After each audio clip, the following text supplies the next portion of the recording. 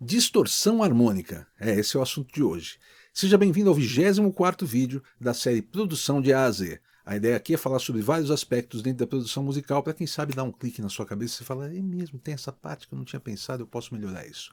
E eu quero lembrar uma coisa, hoje é o último dia de pré-venda do meu curso Reaper Radical, onde você vai acompanhar a produção de uma música completa, tá? Desde do comecinho mesmo, tá? Programação de bateria e tal, que foi gravada só com plugins gratuitos e foi mixado somente com os plugins nativos do Reaper. Tá? Então corre lá, eu vou deixar o link aqui na descrição, corre lá e garante sua vaga. Você pegando na pré-venda agora, que vai só até hoje à meia-noite, você vai ter um desconto especial e ainda vai ter um bônus que é a composição desse tema, tá legal? Então corre, tá? Vamos lá, vamos falar sobre distorção harmônica.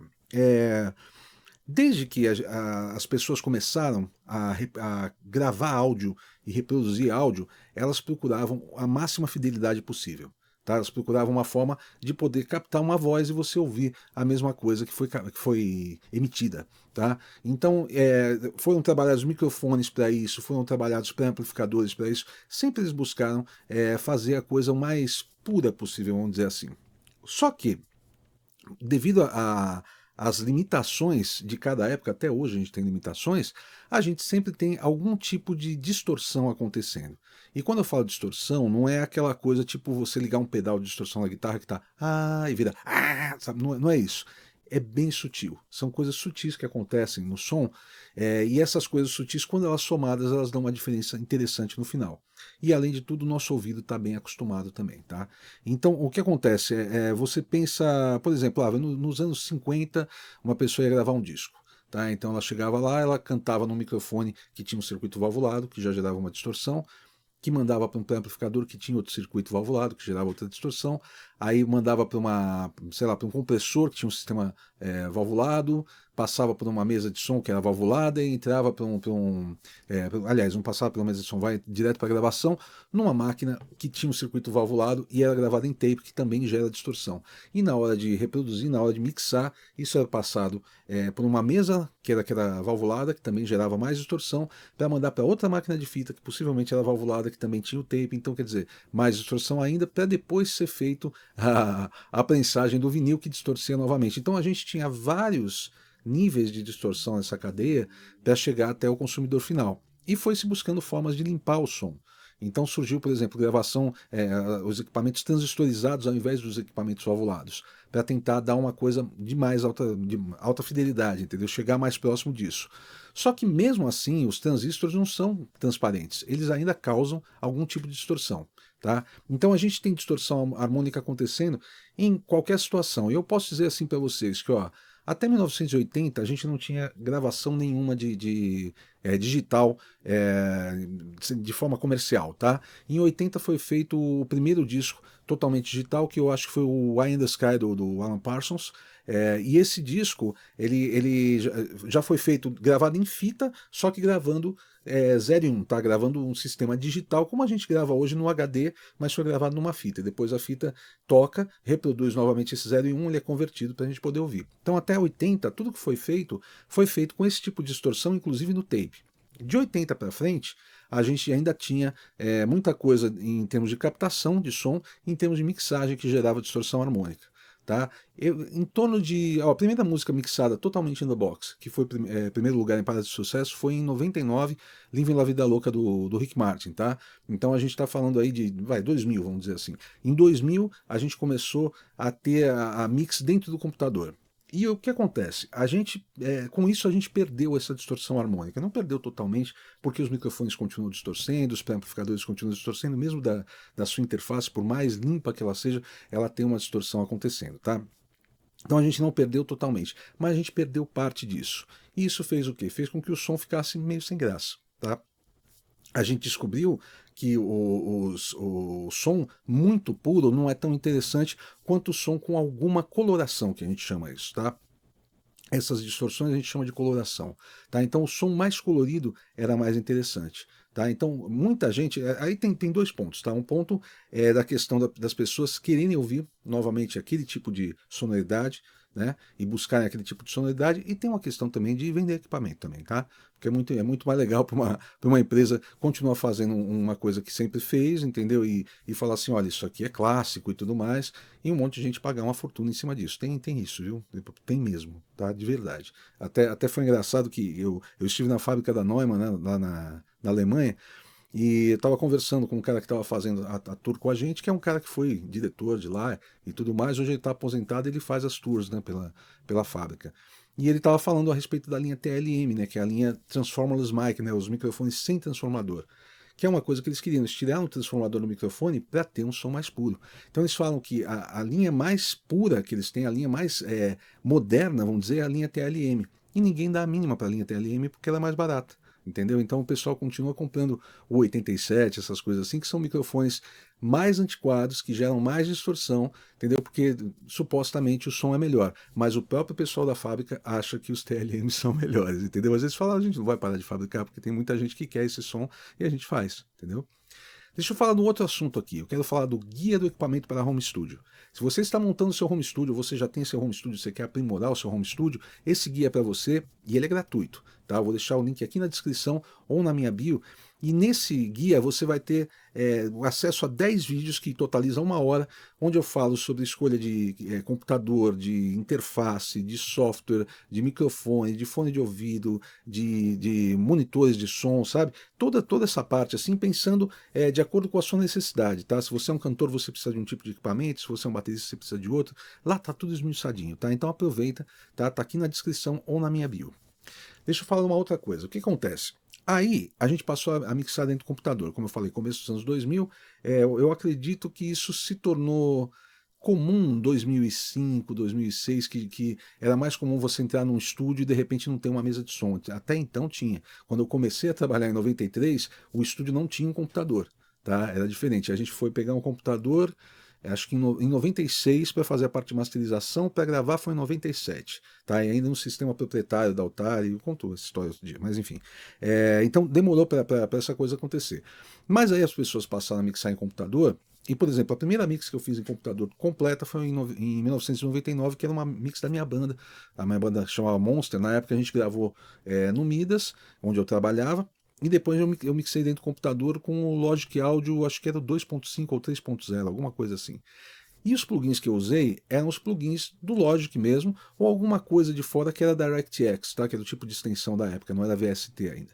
E o que acontece? Tinha pouquíssima coisa que simulava equipamentos analógicos. No geral, eram plugins transparentes, tá? Parecidos com os plugins que vêm na sua DAW até hoje, tá? Que são aqueles plugins mais...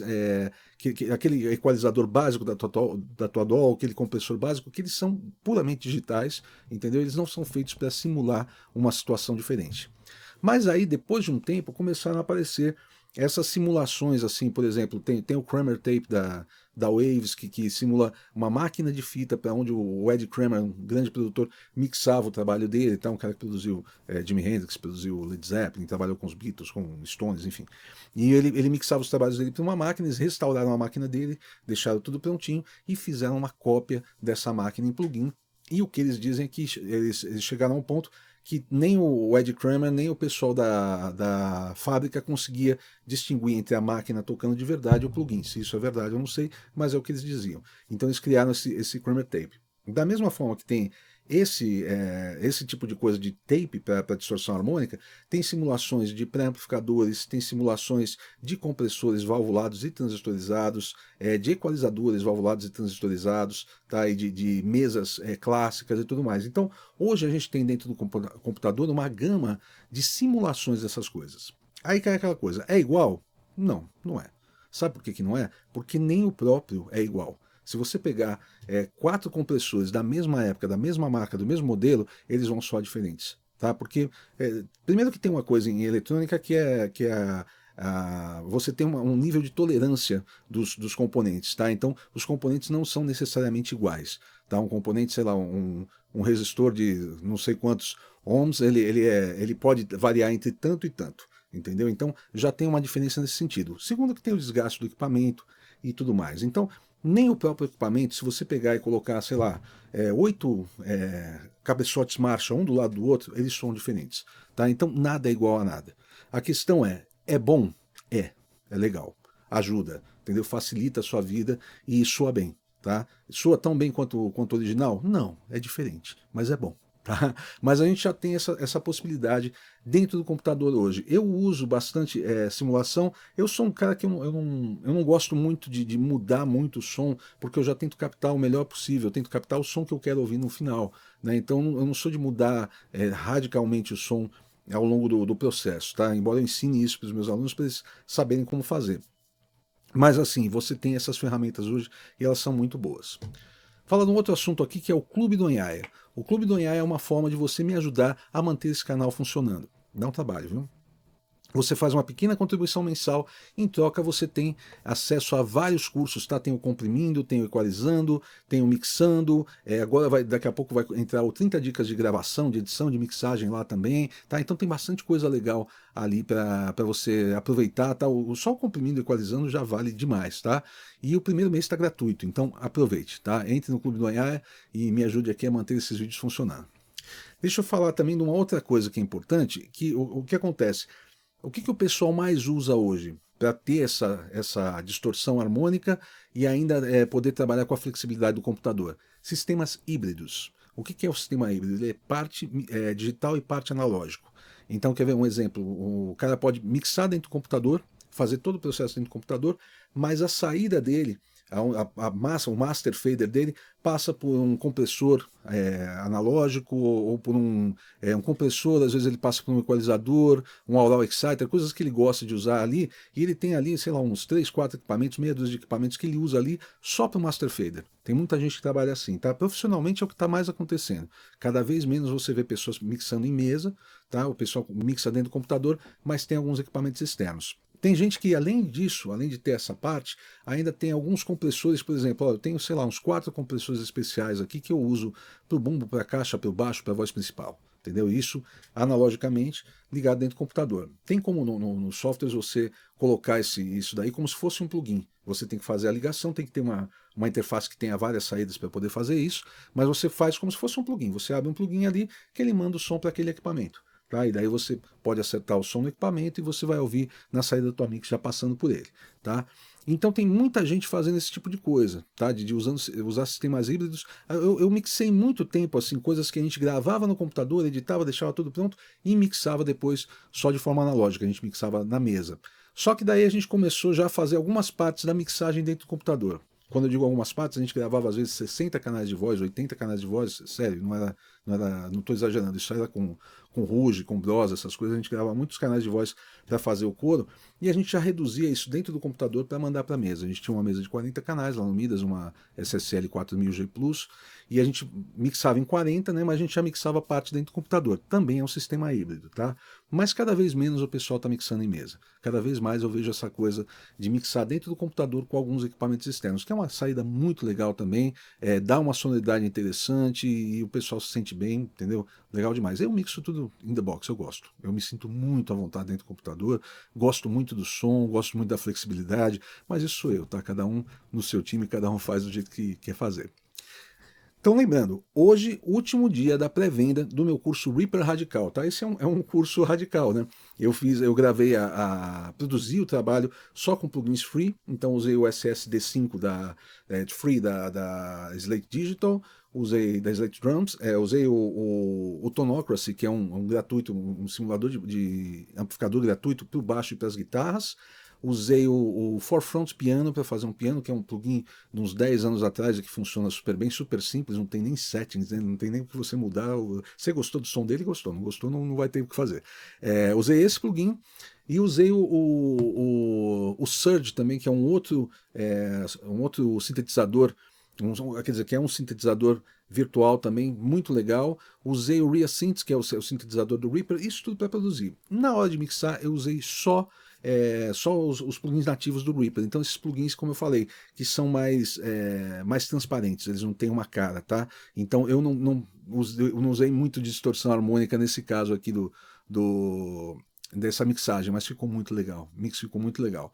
E hoje é o último dia de pré-venda, o que garante um desconto muito bom, tá? E também o making off da composição, tá? Vai mostrar eu tendo a ideia do riff, eu montando a estrutura da música, depois eu fazendo a melodia, eu fazendo a letra, que é uma parte muito importante. As pessoas às vezes não se ligam nessa parte, isso faz muita diferença, tá? A composição é a raiz de tudo. Se a composição for ruim, nem liga o computador, não vale a pena. Tá? Então começa pela composição. Hoje, até meia-noite, você tem acesso a isso. Depois, cara, o preço volta para o preço cheio, a gente tira o bônus, tá? Então aproveitem. E também quero falar sobre consultorias e mixagens, tá? Se você quiser fazer uma consultoria comigo, eu faço consultorias de 1 hora de duração.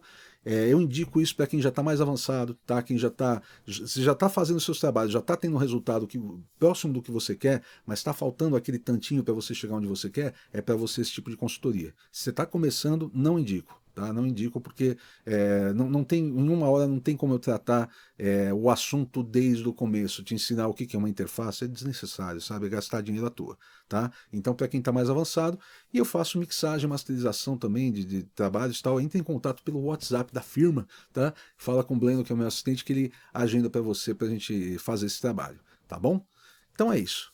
A gente se vê em breve. Valeu!